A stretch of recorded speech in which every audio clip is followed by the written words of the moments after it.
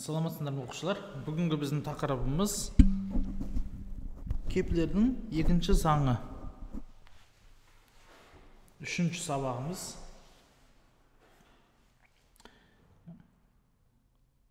Кеплердің екінші заңы. Сразу біз бірінші есепке барайық. Мына жерде есепте көріп тұрсыздар ғой. Егер бірдей уақытта мынандай эллипс бойынша қозғалады планеталар күннің айналасынан, және де бірдей т уақытта мынандай бірдей алаңды жүріп өтеді дейтін. Мынауда S болады алаң, мынауда S алаң. Екеуінің несі бірдей, площади бір-бірімен бірдей. Осы Кеплердің екінші заңы деп аталады. Және де бұл заңды біз мынандай қызық бір теңдеу қаліне келтіре аламыз. Мынау эллипстің бір фокусы, осы жерде күн орналасқан. Екінші фокусы да ештеңе орналаспаған. Эллипс деген осындай бір нәрсе. Былай эллипсті еске түсіре кетсек, эллипс ол неге тең? Мына x1 және x2 қашықтық әрдайым бір қалыпты болады. Яғни мына екі фокустың арасындағы орбитаның кез келген нүктесіне бағытталған радиус вектор қашықтық бірдей болады. Және де ол неге тең? Ол мына қашықтыққа тең болады. Мынаны біз үлкен жарты ось деп атайды, үлкен радиус 2а. Осы теңдеумен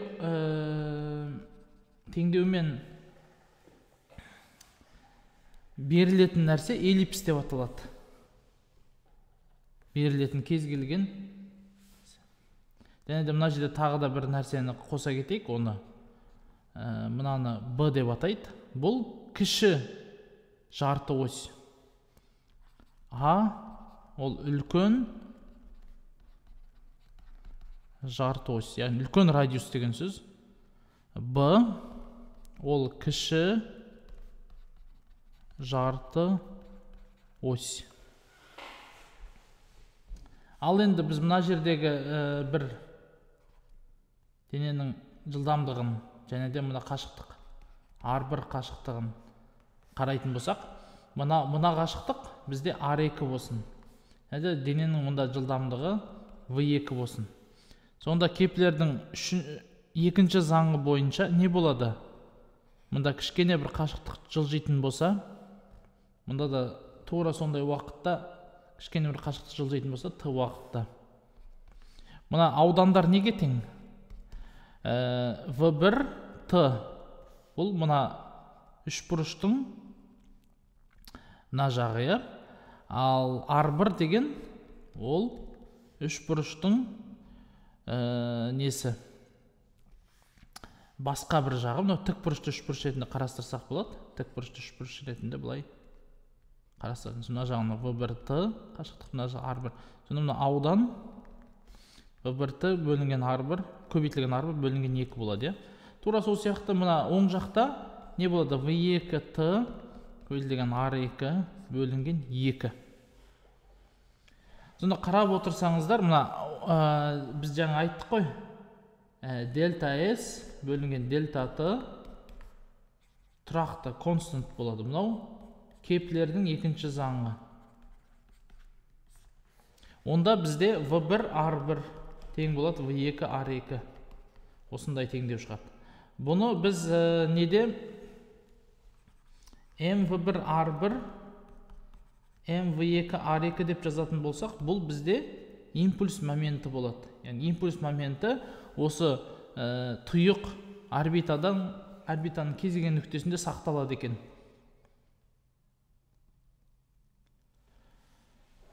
Себебі неге? Себебі біздің күшіміз консервативті болғандықтан ол жұмыс жасамайды.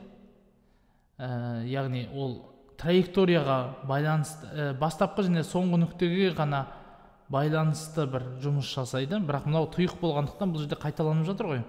Сол үшін оның жалпы алғанда траекториясы, координаталары өзгермейді. Сол үшін жұмыс болмайды. жұмыс болмағандықтан, консервативті күш болғандықтан бізде күштің моменті де жалпы күштің моменті нөлге тең. Сол үшін импульс моменті сақталады. Енді осыны және де энергия заңдарын қолдана отырып, бүгінгі сабақтағы есептерімізді шығарайық. Бірінші жерде мына есепте былай дейді: Т уақытта бұл қанша ауданды жүріп өтеді дейді. Мысалы, Т уақытта мынанша аудан жүрсін, Т уақыт. Соны табыңыз дейді. Біз жаңа көрдік қой. Мына жерде біз былай жақсап белгілейік.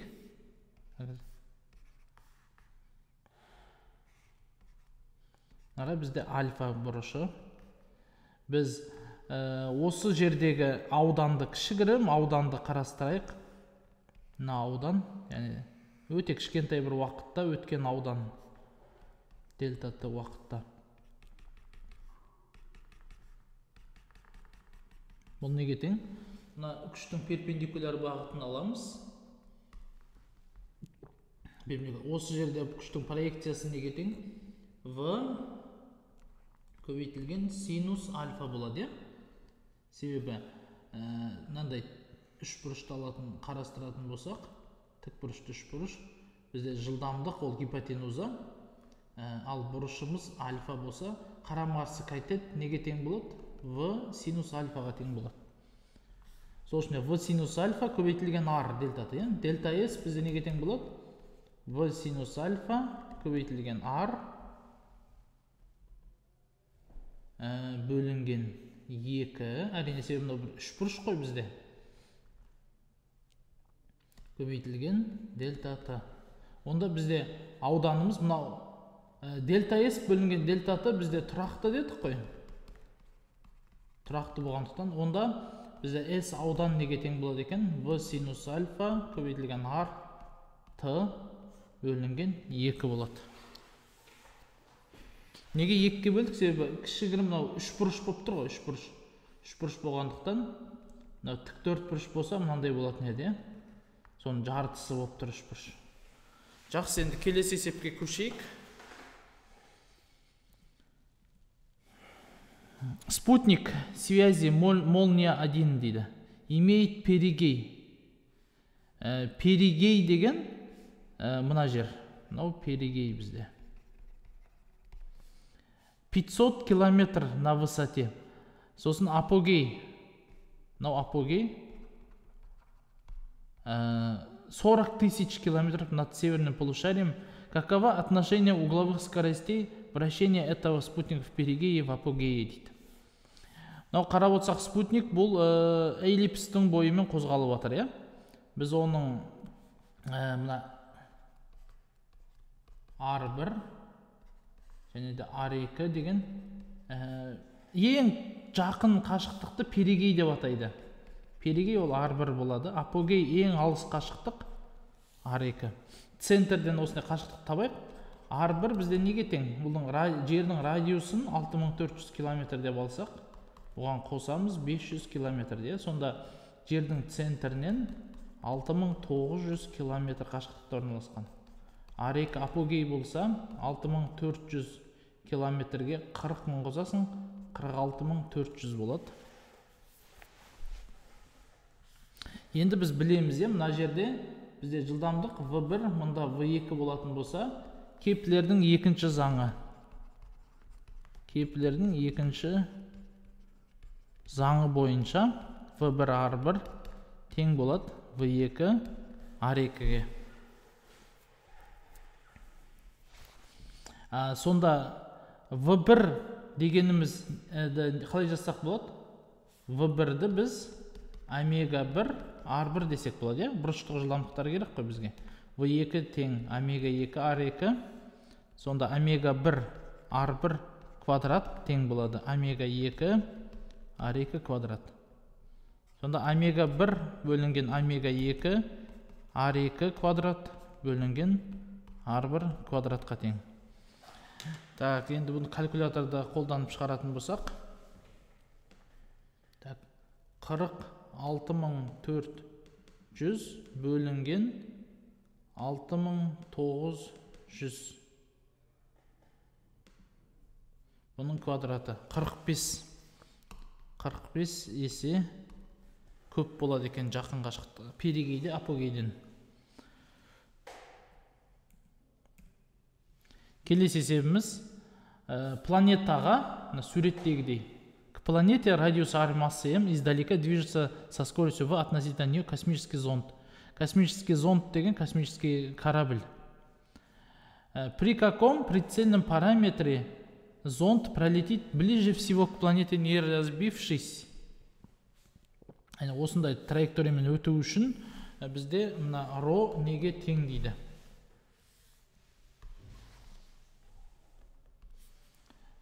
Мына жердегі жылдамдығы бізде v0 болсын. Енді бұл жерде қашықтық r-ға тең. Басында бізде центрден қашықтығы, момент импульсы бастапқы моментте mv ро болады. Соңында mv0 r болады. Бірінші теңдеу.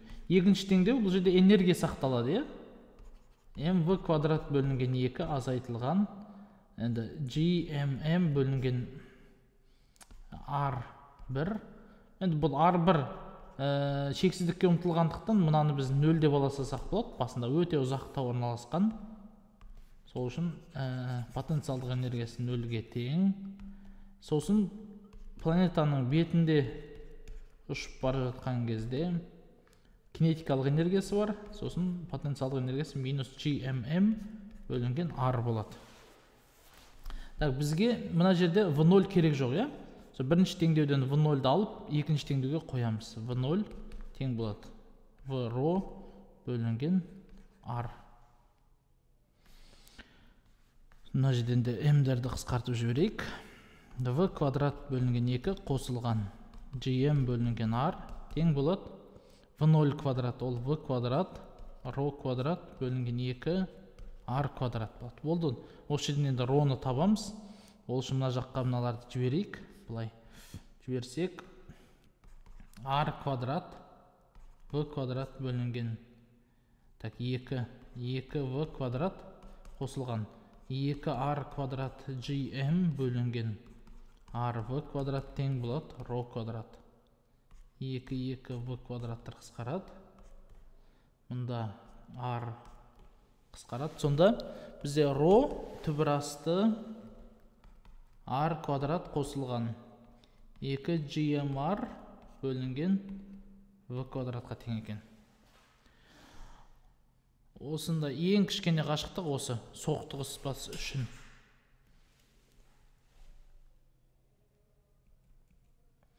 Келесі есебіміз скорость спутников перигея равна v и при расстоянии до центра Земли равно r.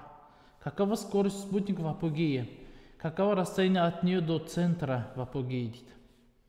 Енді жердің жақын маңайында спутник айналып жүрсін дейік. Но жердің центрі. Сол кезде біз мұнаны бүйтіп жазайық. Перигей деген жақын қашықтық. Перигейде мынандай жылдамдығы бар.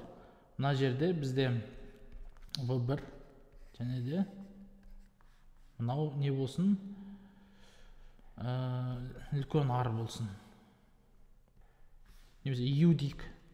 Ыңғайлы болу үшін, бір әріппен белгілеу үшін u неге тең, r неге тең дейді. Бірінші теңдеуіміз біздің Кеплердің екінші заңы, немесе момент импульсінің сақталуы. v-r тең болады u r, массалар қысқартып жібердік. Екіншісі енді кинетикалық энергия, қосылған потенциалдық энергия сақталады.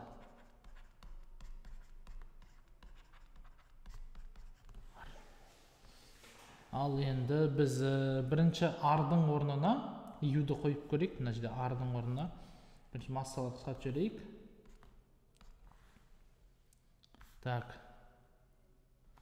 v квадрат бөлінген 2 азайтылған gm бөлеміз. r-дың орнына біз u r бөлінген v-ны қоямыз.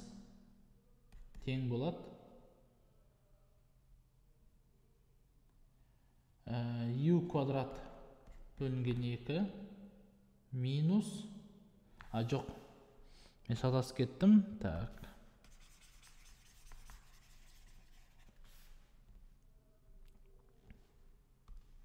v квадрат бөлінген 2 азайтылған gm бөлінген r тең болады u квадрат бөлінген 2 азайтылған gm бөлінген үлкен r-дың орнына біз нені қоямыз? r ол vr бөлінген u-ға тең, я? vr бөлінген u.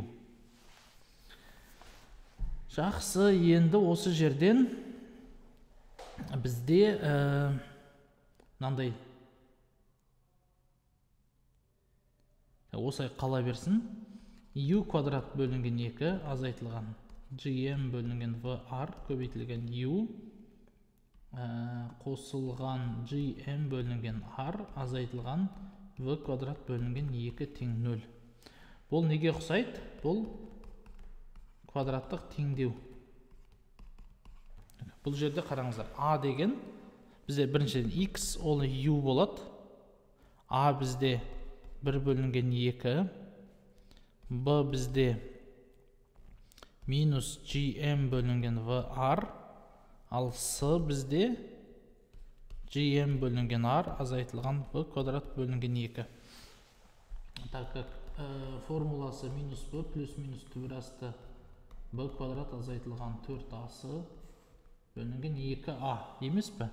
Сол үшін міне u-ді жазамыз. Минус b деген ол gm бөлінген vr деген сөз, плюс минус түбір асты g квадрат m квадрат бөлінген v квадрат r квадрат азайтылған 4 көбейтілген a ол 1 бөлінген 2, и с ол бізде gm бөлінген r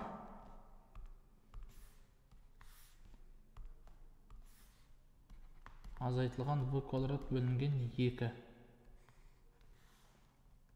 Бөлеміз барлығын 2 көбейтілген a. 2 қысқарады.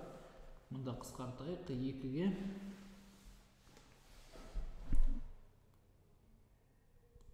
Так.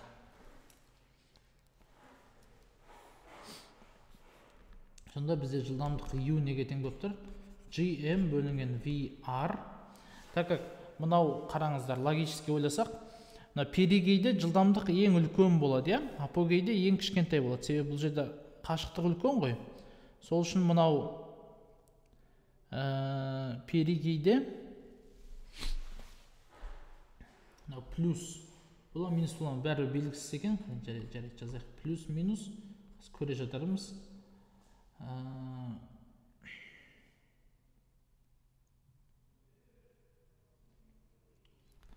Жақшаның ішіне g квадрат m квадрат бөлінген v квадрат r квадрат қосылған v квадрат азайтылған 2 gm бөлінген r. Мұнау кәдімгідей квадраттық теңдеу, я? v азайтылған gm бөлінген vr-дың квадраты деген сөз.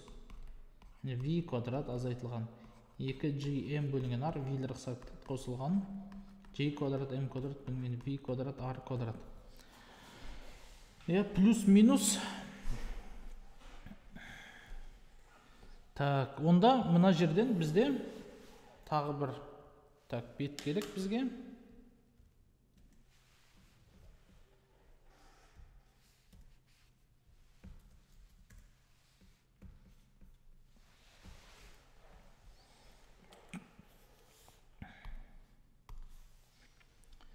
u бізде неге тең болып тұр? gm бөлінген vr плюс минус жақшаның ішінде v азайтылған gm бөлінген vr. Плюс десек, онда u тең болады v болып қалады. Сол үшін бұл жерден бізде минус болады. Минус. Сол үшін жауап 2 gm бөлінген vr азайтылған v болады. Ал енді қашықтық бізде r неге тең еді? VR бөлінген U, яғни VR бөлеміз 2GM бөлінген VR азайтылған V. Сонда қашықтығымыз біздің R бөлінген 2GM бөлінген V квадрат R азайтылған 1 болады екен. Жақсы, енді келесі есепке көшеміз. Космический зонд массы M движется вокруг планеты массой большой M по орбите с наибольшим удалением от центра, апоцентра, апогей, и наименьший перицентр или перигей. Какую минимальную энергию нужно сообщить зонду, чтобы он покинул планету?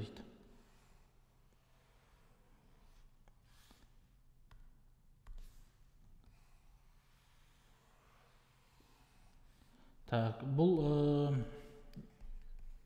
ең кіші қашықтығы мынаған RP-ға тең, ең үлкен қашықтығы RA-ға тең. Қаншалықты энергия беру керек дейді. Бұның бір какой-то энергиясы бар, бұның энергиясы по-любому минус болады, total энергиясы. Осыған бір какой-то энергия бересің минимальный, сол кезде бұл 0 болады. Яғни бізге беретін минимальный энергиямыз ол total жалпы энергияның минусы болады. 0 болғанда ол уже бұл планетаны тастап кете алады.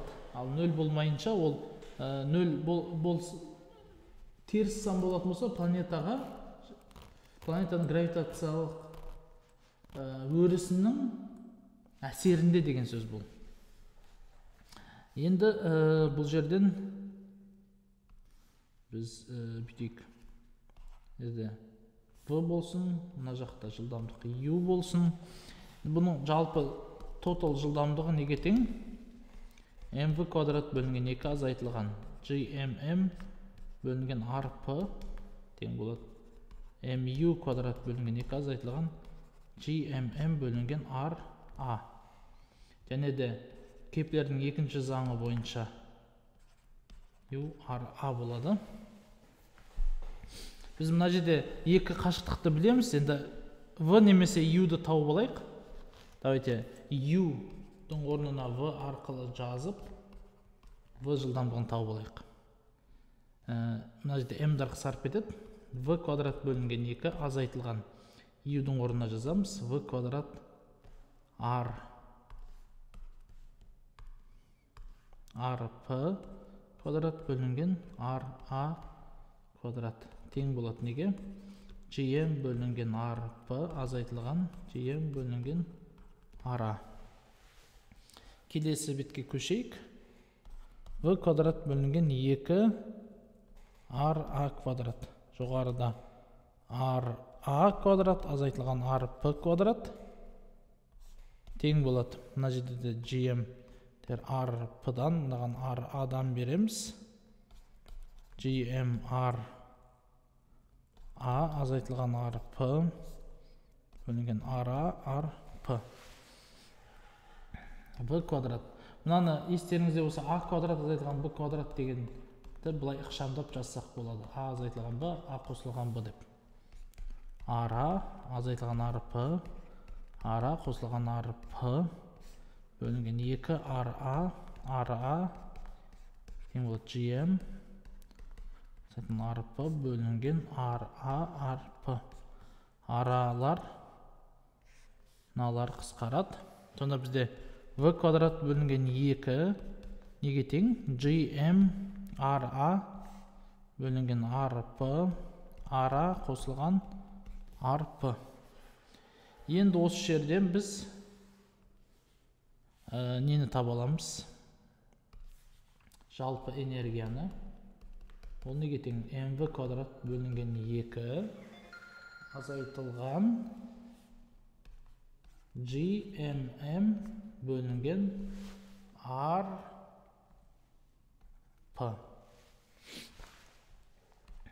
тең gmm ra бөлінген rp ra қосылған rp азайтылған gmm бөлінген rp.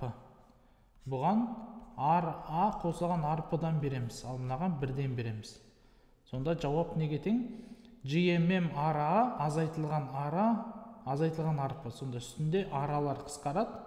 Минус GMM арпы бөлінген арпы ара қосылған арпы болады. Арпылар қысқарады. Жалпы энергия минус GMM бөлінген ара қосылған арпы болады екен. Сонда бізге берілу керек минимум энергия айтып едік қой. Жалпы энергияның минусы болу керек. Яғни GMM бөлінген ара қосылған арпы болу керек. Жақсы, осымен осы есепті бітірдік. Енді келесі есепке көшейік. Мынау біздің бүгінгі соңғы есебіміз.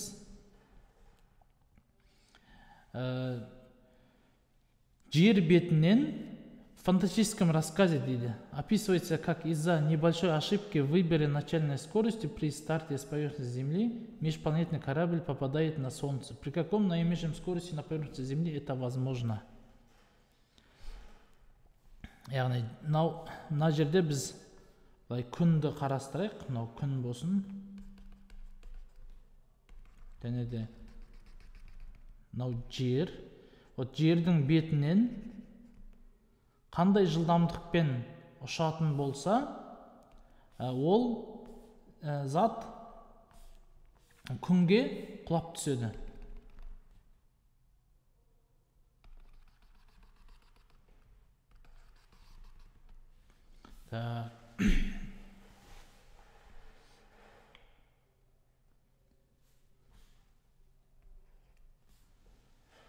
Жердің бетінен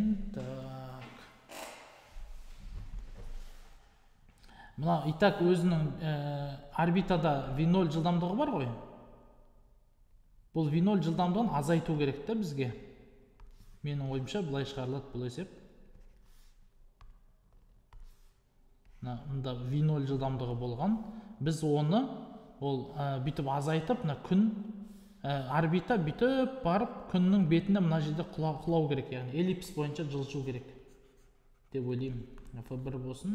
Мынау күннің радиусы r күн. Мынау болса жалпы радиус r.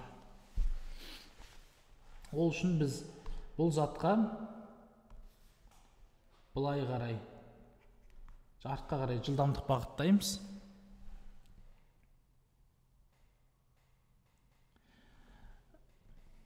Сонда мына жылдамдық, мына екеуін айырмашылығы, мынау дельта V болады бізде. Дельта V неге тең? V0 азайтылған V. Ал енді дельта V көбейтілген R, эллипс қойып, тең болады V1 көбейтілген R күн. Күннің радиусын біз кішкентай r мен белгілейік, ыңғайлы болу үшін.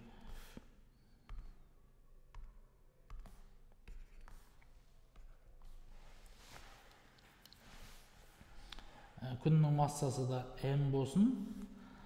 Енді бұл заттың массасы кішкене m болсын.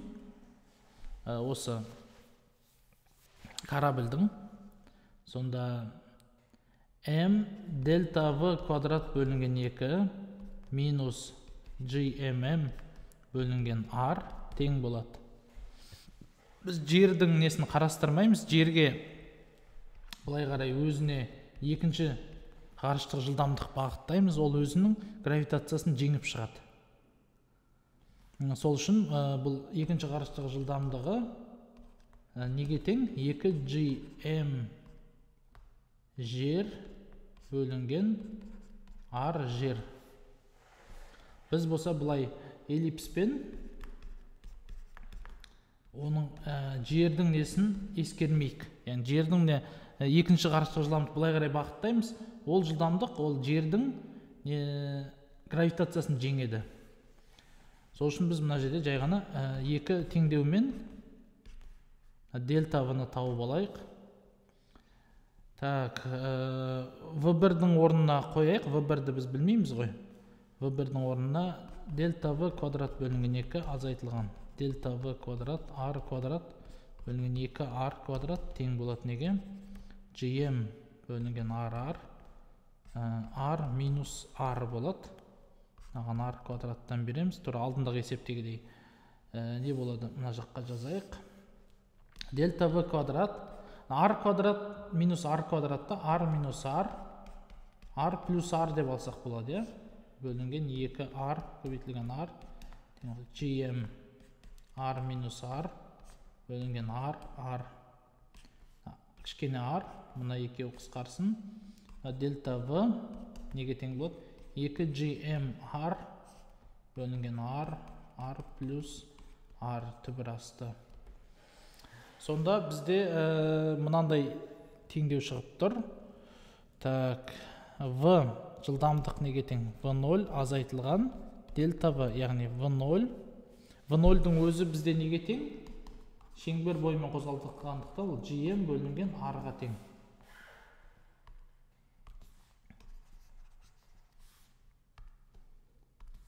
Сонда біздің жылдамдығымыз түбір асты gm күн бөлінген орбита азайтылған 2gm r бөлінген r, r плюс r. Сонда мына жерде не шығып тұр? gm бөлінген r, түбір астын сыртқа шығарып жіберейік. Іште 1 азайтылған 2r бөлінген r.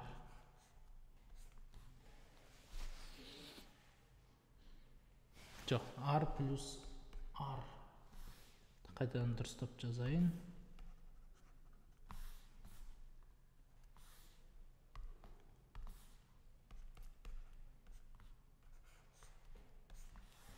Ал жалпы жылдамдығы неге тең? v квадрат қосылған екінші ағаштағы жылдамдық квадрат. Сонда бұл gm бөлінген r 1 минус 2r бөлінген r плюс r-ның түбір асты квадрат қосылған 2gm жер бөлінген радиус жер. Ал енді бұны калькулятормен шығарайық. Бірінші, мына жерде белгілеп алайық бізге керек мәндерді. Күннің массасы 2 көбейтілген 10-30 дәрежесі килограмм. Жердің орбитасы 1,5, яғни 150 миллион. Оны біз 1,5 көбейтілген 10-11 дәрежесі метр деп жазсақ болады. Ал жердің, күннің радиусы 6,96 көбейтілген 696 мың километр.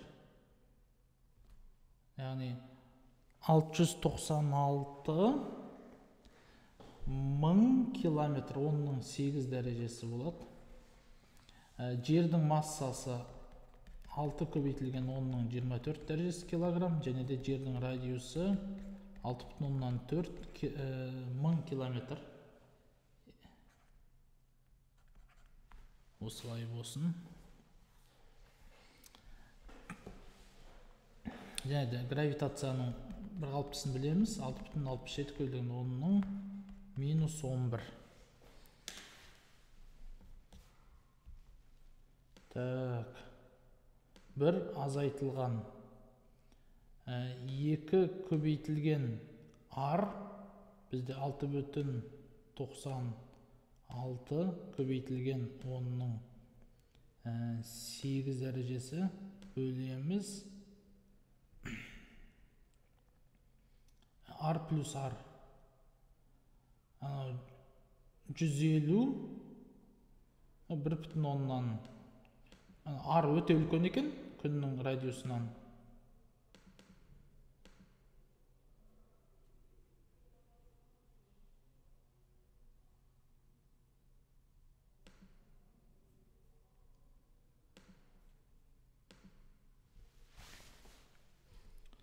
Так, осылай, осының квадратын көбейтеміз. Гравитацияға 6,67 көбейтілген 10-ның минус 11 дәрежесі. көбейтеміз күннің массасына 2 көбейтілген 10-30 бөлеміз радиус 1,5 бөлінген 10-11 дәрежесі. Осыған қосамыз енді 2 көбейтілген 6,67 көбейтілген 10-11 дәрежесі. Көбейтеміз жердің массасы 6 көбейтілген 10-24 бөлеміз 6,4 бөлінген 10-6 дәрежесі. Жалпы осындай болады екен. Енді осының түбір астысы 29.000 километр болып тұр. Сонда жалпы жылдамдық шамамен 29 километр секунд. 29.000 метр секунд, яғни 29 километр секунд болады. Осымен біздің есебіміз бітті. Осы сабағымыз соңына келді. Жақсы, сау болыңыздар.